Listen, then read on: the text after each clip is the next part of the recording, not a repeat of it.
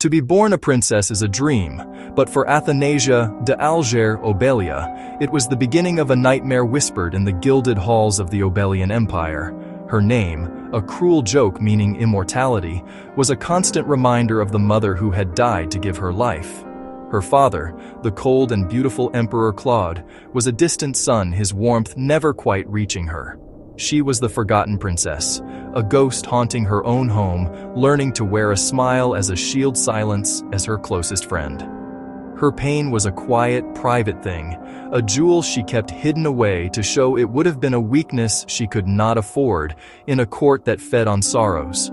A world away, in the stark reality of modern Korea, a woman closed her eyes, a handful of sleeping pills pulling her into a dream she would never wake from.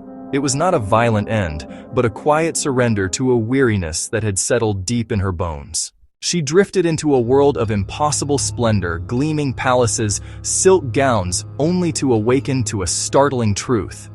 She was a baby, small and helpless, cradled in luxury.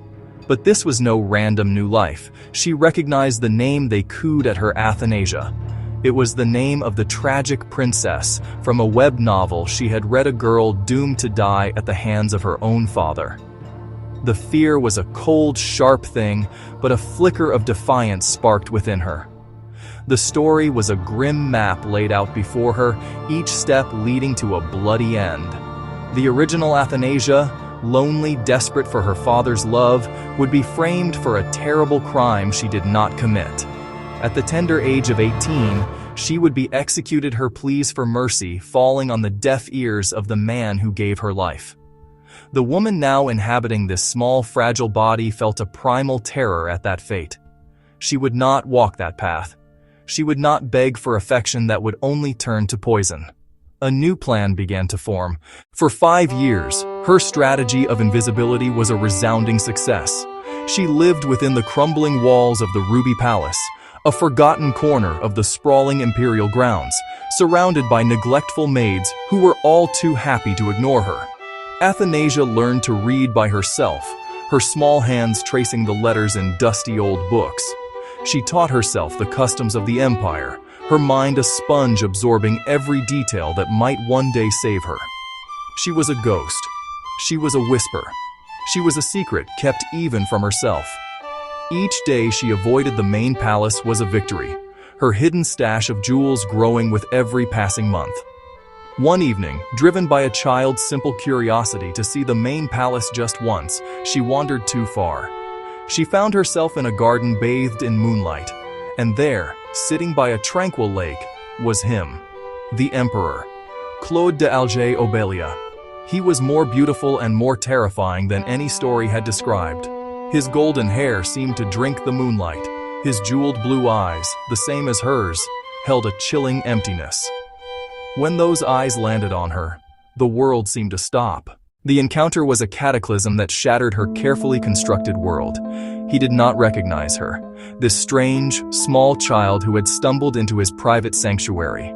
His voice was like ice, demanding to know who she was. In that moment, her plan to remain forgotten crumbled to dust. Panic gave way to a desperate, instinctive performance. She curtsied. She smiled.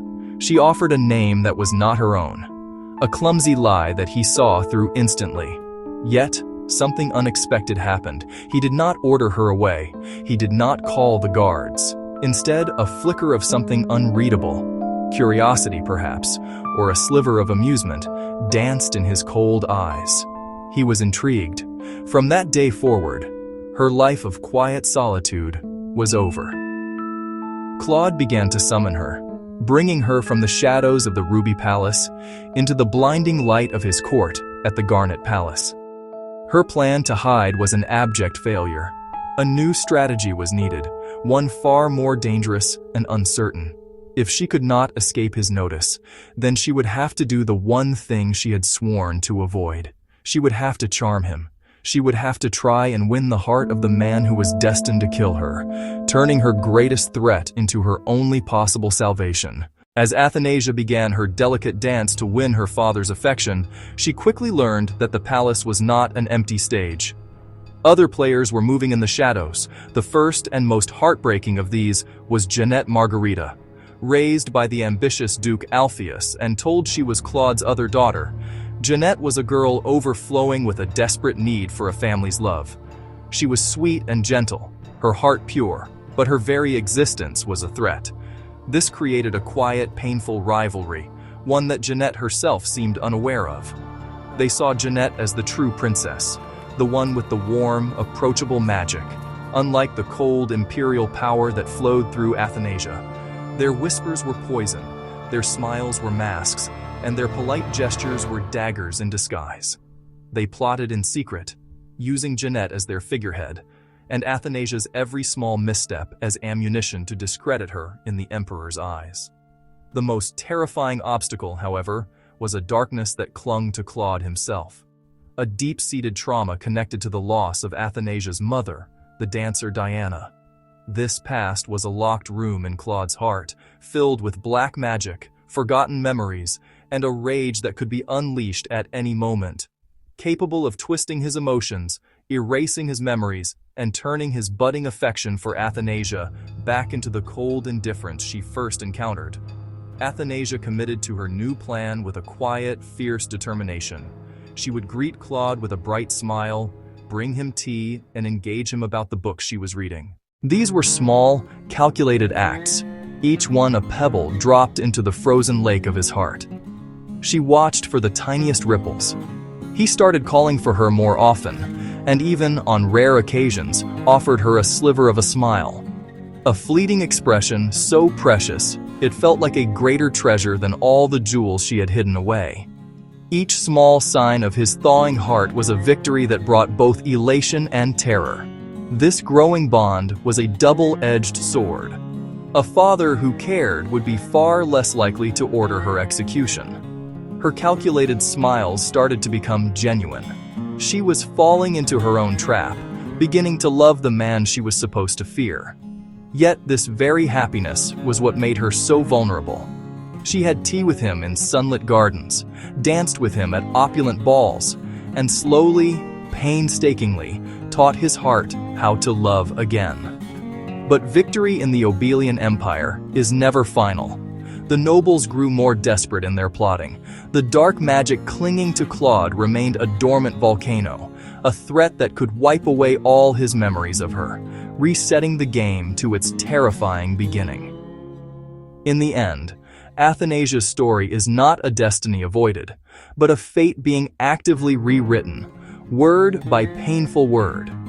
She stands in the brilliant light of her father's love, a love she earned with her own courage and wit. Yet the shadows behind her are longer and darker than ever before. The future is an unopened book, promising either a happy ending or a greater tragedy. For now, she has a chance. And in a world built on despair, that single shimmering chance is a kind of hope.